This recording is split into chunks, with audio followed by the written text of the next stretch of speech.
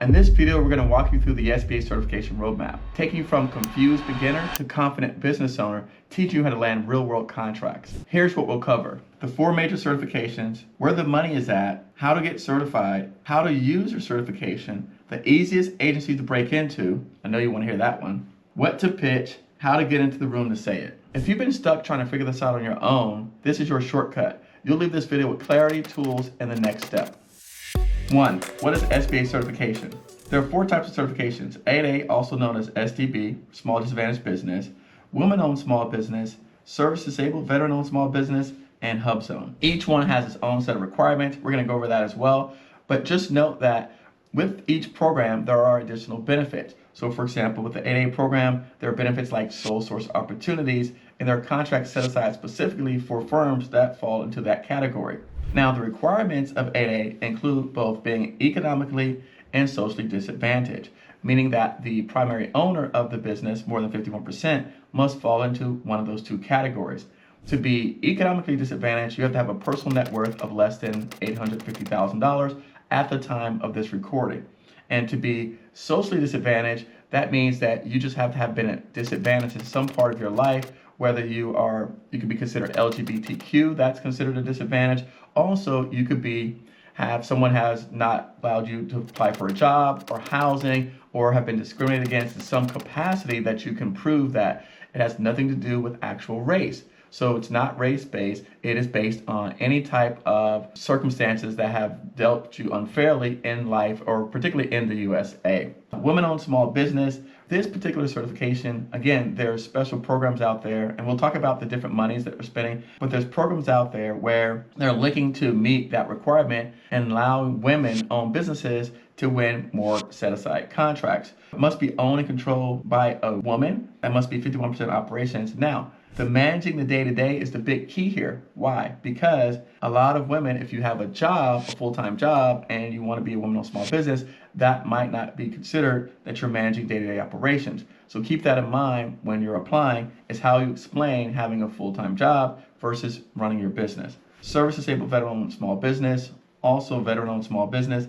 Again, control and management issues with the veteran, and then running the day-to-day operations. I can tell you, for example, my brother, he applied for the certification at one point because he's a veteran. Both of my brothers happen to be veterans, and they turned him down because he worked at the VA hospital full time. We have someone right now that I know of that's winning contracts that would like to be classified that, but because of their job reasons, the certification is not being approved because he's also working a full-time job for the government. So not allowing him to be certified as a veteran and also work the full-time job. And then finally, HubZone, the last certification, particularly that in the federal arena, is for historically underutilized business zones. So these are areas where we've not had a lot of business growth. Now, these are not necessarily poor or impoverished areas, because at one point Miami Beach was considered a hub zone, primarily because they didn't have a lot of businesses at that time.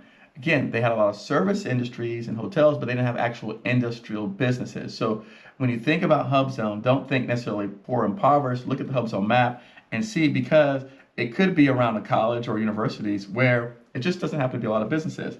The requirements there are your principal office must be in a hub zone. There's a lot of places where now you can get co-working office spaces that are designated inside of hub zone so that you can register there and qualify.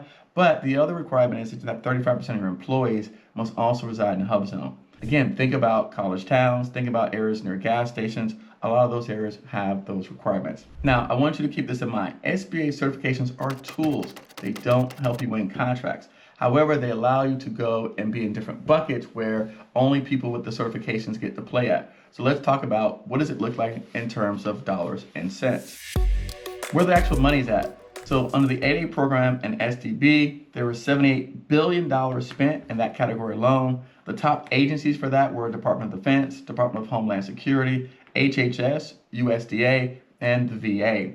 Under the Service Disabled Veteran-Owned Small Business Program, $31 billion were spent. Top agencies include VA, DOD, DHS, GSA, and DOT. Now let's talk about that for a little bit, because under the veteran program, the VA hospital in particular, that agency has a mandate to work primarily with veterans if there are 2 or more veterans that can do that job. That was a rule that passed a long time ago. And so if I was a veteran, this would be the first place that I start.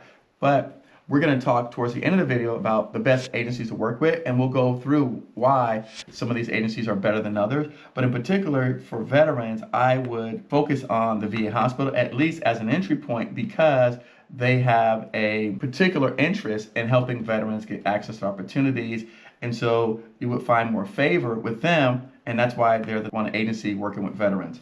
Women-owned small business, surprisingly enough, GSA sits at the top of that category, then VA, HHS, USDA, and Department of Energy. And then under the Hub Zone program with $17 billion, you've got DOD, HUD, USDA, DOT, and DHS. One of the things that I like to point out about these certifications is that there have been people who've exploded in terms of their growth in their businesses using the certification programs. I've heard before that these programs don't work. However, one clear example is David Stewart of Worldwide Technologies. His company was in the 8A program, where when they started, they were at $17 million a year. By the time they finished, they were at $70 million a year. Today, they're at $20 billion annually, and he's personal net worth of $11 billion. So he was able to leverage this program for his benefit, for his growth. And today they're a $20 billion organization, and his personal net worth, he sits at the top of the Forbes list of billionaires in the world.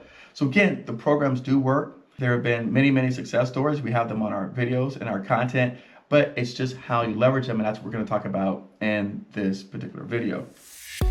Number 3, how to get certified. The certification program has been made a lot easier. If you go back to a video that we had last year on our channel, Jackie Robinson from the SBA, they consolidated all the certifications. So now you go to one single place and you can check the box and get 2 or 3 certifications at the same time that you qualify for. So the easiest way to do that is, number 1, you register on sam.gov. Number 2, you create a login.gov account. Number 3, you visit the website certified.sba.gov. This is where all of the certifications are now housed. You select the certification type that you are eligible for, that you qualify for, and then you upload your documents and submit. Now, with that said, for the woman-owned small business certification and for the veteran-owned small business certification, those are just documents attesting that, right, you're the business owner, you run day-to-day operations, things like that. Those are a lot easier to get. For the Hub Zone program and the 8A program, those are a lot more challenging because the 8A program in particular, it typically wants you to have been in business for 2 years.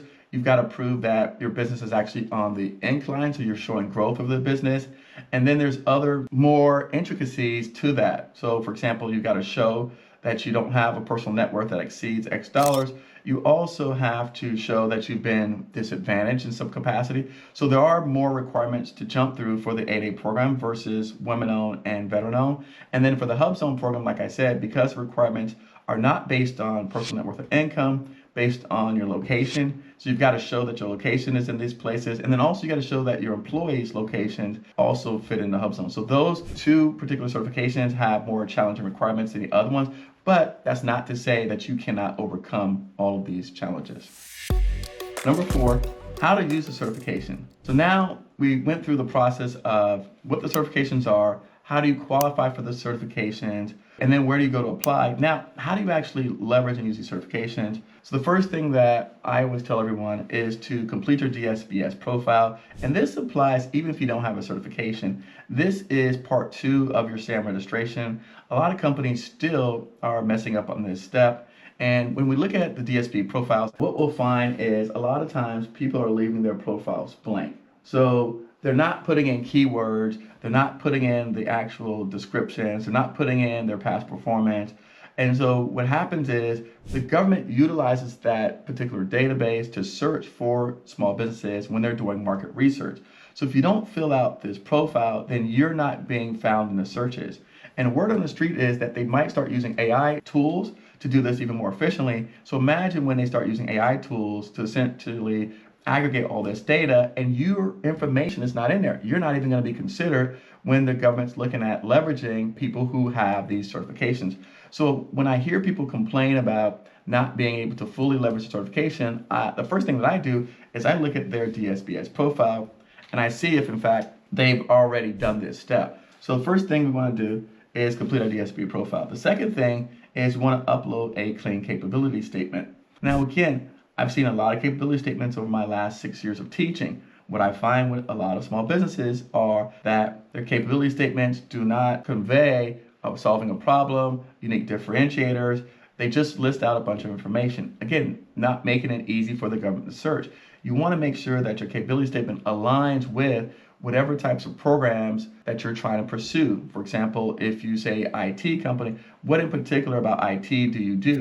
Are you doing cybersecurity? Are you doing pen testing, RFIDs? What are you doing? What are you offering? So again, making sure that one of the tricks that I would say is to look at what someone in your industry is doing and benchmark your capability statement against that. Same thing with the SBA's profile. The third thing, don't just filter for set-asides. Look at open market bids. So we've had people on our show that have said to us that they were not the lowest bidder, but the government chose their bid because they were certified. So oftentimes what happens is, and we don't see this necessarily, this is happening in the background, but again, in talking to experienced people on the podcast, I've learned a lot of things along the way. So what happens is that the government may have 3 or 4 bidders on this opportunity, but if they are low on their goals, they may choose your particular bid because you are women-owned certified, HubZone certified, you are 8A certified, and now they get to use that credit to have met their goal. So the government does not always choose the lowest bidder. I know a lot of times we have that impression. They do a lot of times, but not 100% of the time. And I can tell you, because I've had people come on my show that says, Eric, I went and found out that because, no, it was not an 8A certified program, it was not a women-owned set-aside particular opportunity. However, I bid open bid, and because I had these certifications, the government was able to take credit for me, and so therefore they chose me as the successful bidder, even though they did not solicit it as a set-aside type of opportunity. So don't just filter set-asides. Reach out to primes and KOs. Very important step. What I found, a lot of the prime contractors, they are working with tens of thousands of small businesses. And unless you start reaching out to them, they don't know you exist. You're just one of a few million businesses that exist inside of a database. So again, you've got to reach out to them, let them know that you exist. Also the same thing with program managers and decision makers within agencies. You got to start talking to them and letting me know that you are a woman-owned business, but particularly you've got competency and capabilities to solve some of their needs. Show past performance even as a sub. Again, I hear a lot of times we are under this impression that our commercial experience doesn't count, our work experience doesn't count, but that's not true. All of this past experience matters. Now, it may not matter in the context of being a prime, but in terms of being a subcontractor, absolutely. If you work for GDIT or you work for Sikorsky or any of the big defense contractors, Raytheon, that past performance is critically important for a program manager or someone who's running, like for example, training and simulation type of environment. You've done training and simulation as a contractor, even if it's a 1099, they know that you have the expertise, you've worked inside of that arena, and you've also worked with the government people on the ground. So you have a feel for the agency and the office, and you know the staff. And then complete RFIs and sources sought. This is another big one that a lot of small businesses tend to forget. But in particularly when you have a certification, this is even more important because when they're doing RFIs and sources sought, the government is doing what they call market research. So when they're doing that market research, really what they're looking for is if there are small businesses that have capabilities to actually do this work. And if you happen to have a certification, then they can imply what's called the rule of 2. So if there's 2 women that complete the forms that says, hey, we both can do this janitorial contract, then they're likely to set it aside for women. So the reason why you don't see a lot of set-asides for small businesses in these categories is because we're not completing RFIs and we're not doing a source of sought, particularly those of us who have certifications, and we're not being taught that. So that's why there's fewer and fewer set-aside opportunities. So if you think about, in terms of set-aside opportunities, why there are not as abundant, it's because the people that are certified, that have these certifications, are not doing that step, and therefore they're not creating more certified opportunities for all of us in the pool out there. So that's how to use my certification. We're gonna move over to step 5, and we're gonna talk about who has the money and which agencies we should be working with. Section 5, we're gonna talk about the best agencies to work with. And what we've done is we've evaluated 9 different agencies across 4 factors: award accessibility, procurement complexity, small business engagement, and then their historical small business record. So when it comes to award accessibility, meaning are they contracts easy to find and qualify for? In terms of procurement complexity, are the procurement simple and small business friendly? in terms of engagement for small businesses, are they hosting events? Are they giving ways to reach out to them, talk to them, respond to emails? And then we're going to look at their historical small business record. Have they typically met their small business goals? And then at the end, what we do is we rank them from moderate to low to excellent and very strong. So you see 1 check mark is low moderate, up to a 3 check mark would be excellent, very strong in terms of entry of ease. So the first agency we're going to talk about is the VA hospital, right, or the VA administration. So in terms of accessibility, award accessibility, it's very high. Like we said, they are very small business friendly. In terms of complexity, we give that a medium ranking in terms of complexity. Remember, we're talking procurement complexity. So sometimes the procurements can be complex, but they do have a lot of smaller procurements that, again, a company that was just getting started in the federal marketplace can start working through the VA hospital. Engagement, they are super highly engaged. So it's easy to talk to someone at the VA. In fact, I know we've sent my brother down to the Miami VA hospital, and you can walk right in, they'll give you their card, and they'll say, yeah, give us a call, reach out to us. We look forward to it. Spend record, excellent in terms of small business spend, so that means they're hitting their goals all the time. So there are a 3 check marks. So in terms of ease of entry, we rank them very high. Agency, DOD. A lot of people don't work with DOD. If you're doing your market research, they come up on a lot of people's lists. In terms of accessibility, we rank them a medium of award accessibility. Yes, they definitely are making themselves in terms of small business goals, but a lot of times you'll see more established small businesses working with them. Not someone that I recommend to start off with, because it is complexity. It is the highest and most complex agency to work with, whether any of the DoD groups, right? So I rank them high in terms of complexity. Engagement, yes, because there's so many different facets. Like, for example, the Navy, they do a good job with engagement. And then some of the other parts of the DoD do less great jobs. They kind of balance themselves out. In terms of spend record, like I said, very strong because they are small business friendly. However, they're spending with established small businesses. So again, for newer small businesses trying to break in, DoD is not one that I recommend. So they get a 2 check mark, or I would say they're good overall because they meet their goals. But in terms of complexity, engagement, it makes it a little bit challenging for new entries. GSA, a lot of people have been hearing about GSA lately. Award accessibility, I would give them a medium. And in terms of complexity, again, we give them a medium because it really is a pretty straightforward process to work with GSA. They got a lot of different schedules, a lot of different vehicles. In terms of engagement, they're really high engagement. If you go visit the GSA website, you'll see lots of industry days, lots of industry sessions, lots of teaching and training on there. In terms of the spend record, it's strong because even though they may have a lot of these different GWACs, many times you'll see that the majority of the firms on there are larger businesses, and then they carve out a piece for small businesses. So in terms of ease of entry, we still rank them a very strong candidate because accessibility is good, complexity is medium, and their spend record has been strong overall. HUD, now I know things have changed in this current administration with groups like HUD, but historically, when we look at the data, because that's all we have to go off of is past data, accessibility awards, high. So to find and easy to qualify for, remember that's this category.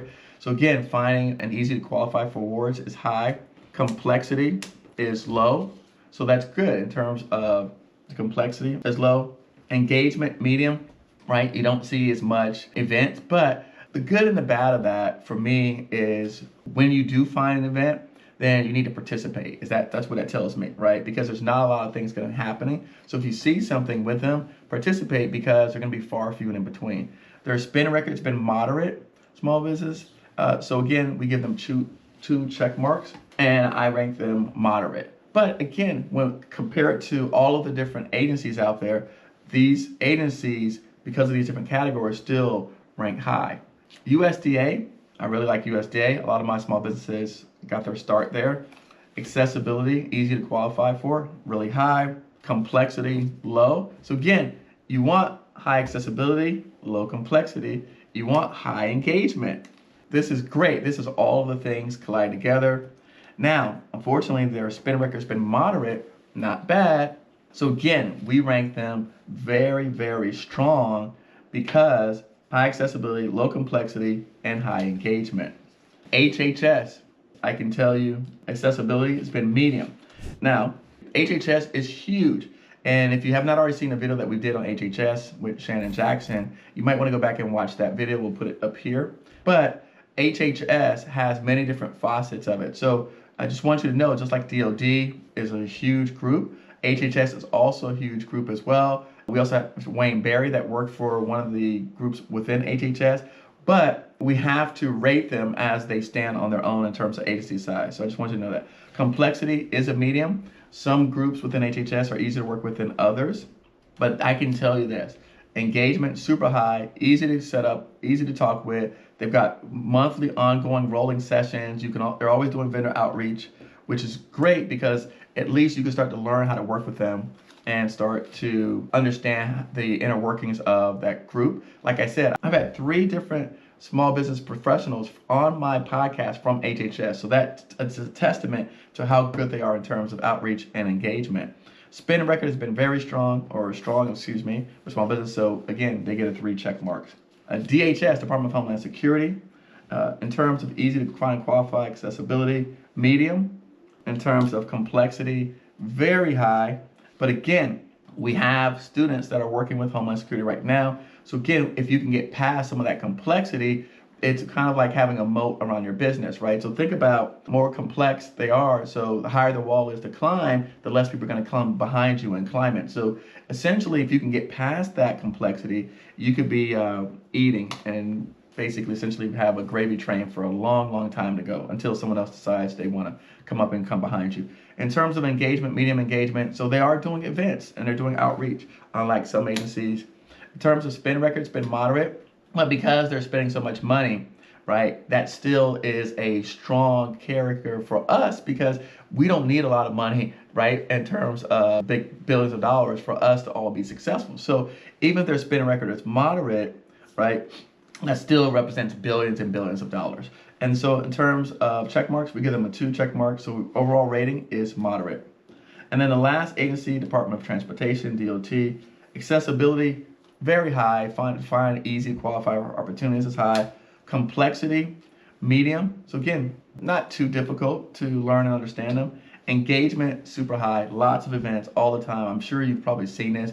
You didn't recognize it. And the reason why this is a good chart to display for everyone is because I think sometimes when we see there's certain type of outreach events, we're like, oh, well, they'll just have another one. I can miss that one. But now, hopefully, knowing this chart, right, you'll be like, okay, well, this particular group doesn't have as much outreach events. So if you see one, you want to participate. Whereas another group, like say the VA, you see they're having things all the time. So you could typically skip that one. So if you had to choose based on budget or just time, right, you say, okay, I can go to the particular group that doesn't have as many events, and then I could forego the one that does have events because they're going to have more later on. Spin record has been moderate, and so we give them a 3 check stars because accessibility is high, engagement is super high, and complexity is medium. So these are the 9 agencies that we've ranked. We do have some ones that are runner-ups, like Department of Interior. I always recommend the Department of Interior as another group that people should start with. We've got people in our communities that have broken in Department of Interior and done really well. When I started helping an 8A company up in Rhode Island, they were the first ones to give us a contract. So I know that these are the groups that have been helping us. Department of Energy, again, they came to our conference and spoke. They participated at some of our events. So again, even though the highly complex, but strong spending, and a lot of proactive outreach. NASA, again, NASA's tech heavy, but because of the SBIR, STTR programs, and the Austin offices, I'm sure if you go to NASA, I still get emails from their small business offices now. We've also had NASA come on our show. And then last, Department of Commerce, again, lots of forecasting, so you can go on there and see forecast opportunities and small business conferences. Again, when I look at the people who I've worked with, who participated, I know people at Homeland Security. Natalie's been on my show when she was at DOT. Shannon and Wayne have been on my shows from HHS. I've talked to the USDA people, I've talked to the Department of Energy. This matches what I've experienced in my real world life and also what my students have experienced. So now we're going to talk about number 6, what to pitch. So here we're going to look at what's on the screen, and I want to look at, for example, if we're discussing some of these different agencies, what do you say to the agencies? Okay, I have my certification. I know which agency I should be talking to, but what do I say to them? So here, let's give you some examples of what you can potentially say. So your agency is the VA hospital, right? We are a reliable veteran-owned janitorial company. That resonates with people because we know that everyone out here knows how to do the work. Doing the work is no longer just sufficient because we expect that you're going to do the work. But what we're falling short on in terms of people is being consistent, showing up, being present, being responsive. Okay. For me, we start working up at a project up in the Northeast. And when I first pitched that particular organization about why they should choose us to work with them, I already knew that they had a small area to work with. They didn't have a lot of space on that particular installation. And so we said, hey, we know that this is a very complex base to work at. We know that you have nuclear reactors on site. We know that there's a lot of contractors working in very small spaces. We have an office just outside the base that we can lay down our materials, and then only when we need them, we'll bring them on site to actually install or put them in place. Whereas a lot of vendors are accustomed to just having all the materials delivered to the base because there's plenty of storage area, and then they work with them as they need them. We knew that this particular organization or this installation did not have that kind of space. So when I pitched them, I said, look, we're very aware of this issue. We're aware of the security protocols that and working around the nuclear reactors. So our staff is trained in that. And also because we know that you don't have a lot of laydown area, we have a facility just 20 minutes outside the base. We can store materials and then bring them on as we need it. That is what they wanted to hear in order to choose us. Today, we have now won 3 sole source IDIQs at that particular location, and we're negotiating even more contracts with them. For the DoD, here's an example, subcontracting ready construction. Again, breaking into Corps of Engineers can be very, very difficult. So when you talk to them about subcontracting, we've spoken to the Corps of Engineers where they just didn't have enough of the industrial base to support some of the major primes. And this was a complaint that the major primes had. So when we talk to them about being subcontractor ready, meaning that we know all the protocols, we may not have the bonding, we may not have some of the other factors that we need to be a prime, but we understand your protocols, we understand that we've got a low safety ratings, we've got manpower that can get access to the base, and they've worked on bases before. Those are things that someone from the government can tell a prime contractor who's been complaining about not finding reliable subs. They can pass that word along to the prime contractors on your behalf. So for GSA, we could say we've got a back office that has worked with under proven systems. Why? Because GSA also is a third party to a lot of other agencies. And so knowing the systems and how to maneuver them is super important, because with a lot of small business, they have to teach them these things. So anything that an agency does not have to teach you is a differentiator. That's a unique factor. I think a lot of times we don't see that or know that because we tend to take things for granted, especially smart people, right? A lot of smart people take their basic knowledge, of what they call basic knowledge, they take it for granted and they don't see it as a unique factor or some sort of differentiator. But the reality is, it is a differentiator. Knowing someone's systems, knowing the inner workings, like I said before, knowing how the staff works and how the organization works, and knowing the different complexities of people who are maybe the secretary really is the person who makes the decisions, the program manager takes the secretary's advice. Knowing the inner workings of a group, that is just as important as your technical skills. HUD, affordable local staffing. So local staffing might be an important issue to someone like HUD. I can tell you that we've had numerous people that I've spoken to at different agencies that local staffing was an important thing to mention. And so when we brought that up, they loved that we could bring in additional staffing, or maybe in this case, they already had exhausted the local staff, so you had to bring in outside workers because they had already depleted their current industrial base because they're in a small town. So whether it's they want more local staff, they've already fully exhausted the local staff, and so now you got to bring in from outside staff to support those projects. Knowing that is something that makes you different when you are speaking to the customer. So again, these are just some examples that I gave you of things that you can say when you're talking to the government. So now let's talk about how to get to them in the first place so that you can even say any of these things. So number 7, where to go and pitch. So when we're looking at these different agencies, what I would say is you want to see if at least they have a forecast list. So for example, if we type in VA, you want to say VA forecast list, right? DOD, because DOD is very big, I would not say DOD forecast.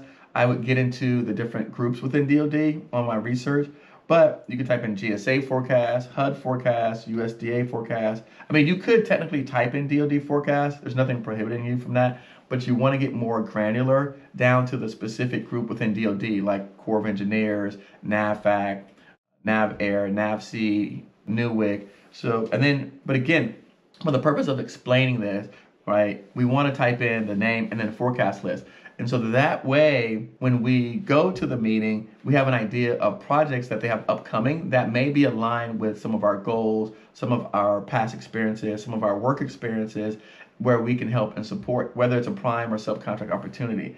The other thing is that I like to do when I meet with these small business professionals is, in particular, I also like to have my capability statement ready, have my forecast list ready, and then also know on there what products I'm interested in. And then when we meet with them, talk about, are there any opportunities for me to be a sub? Are there any outstanding contracts with prime contractors looking for vendors?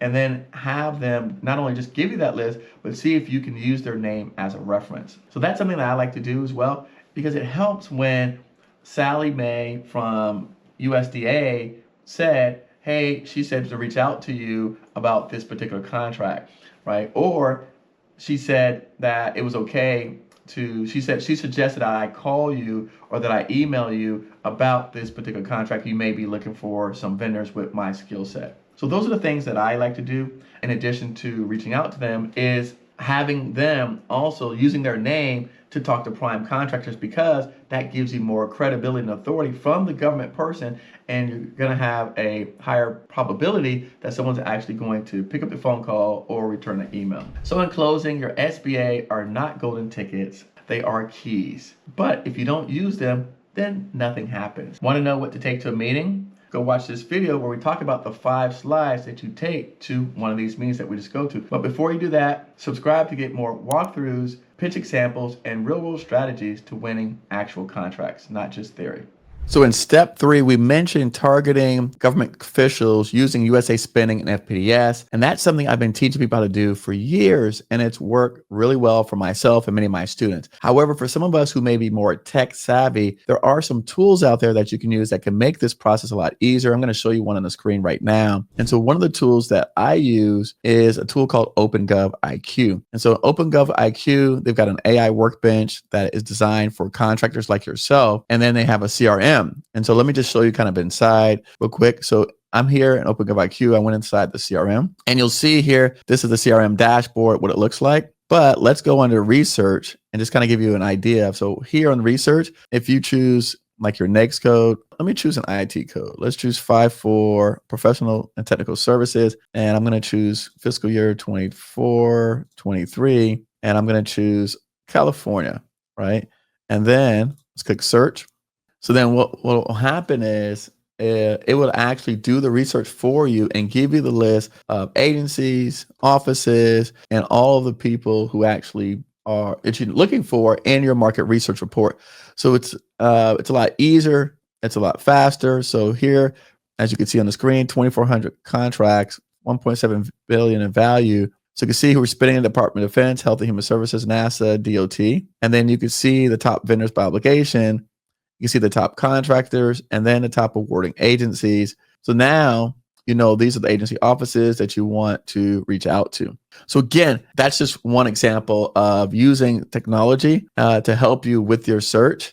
The other thing is, and let me show you this, we'll go over to the AI Workbench side. And on the AI Workbench side is after you've done a lot of these things, then what you like to do, at least a lot of us, we like to actually write proposals. We might need help with our capability statements, things like that, right? Because again, we're talking about you're now pitching to agencies. So here in OpenGovIQ, we have a capability statement coach that you can type in simply and says, okay, upload capability. If you don't have one, put I don't have one. So you go through and put I don't have one. And then it'll take you through and ask you a series of questions on where you're at in your journey, do code, and then it starts building a framework to actually get you through the process of doing capability statement. So again, utilizing tools and resources may be advantageous for people. So if you have any questions about it, if you're on the website, just visit OpenGovIQ for more information. And we will make some upcoming content and videos explaining how to use these tools. These are paid tools,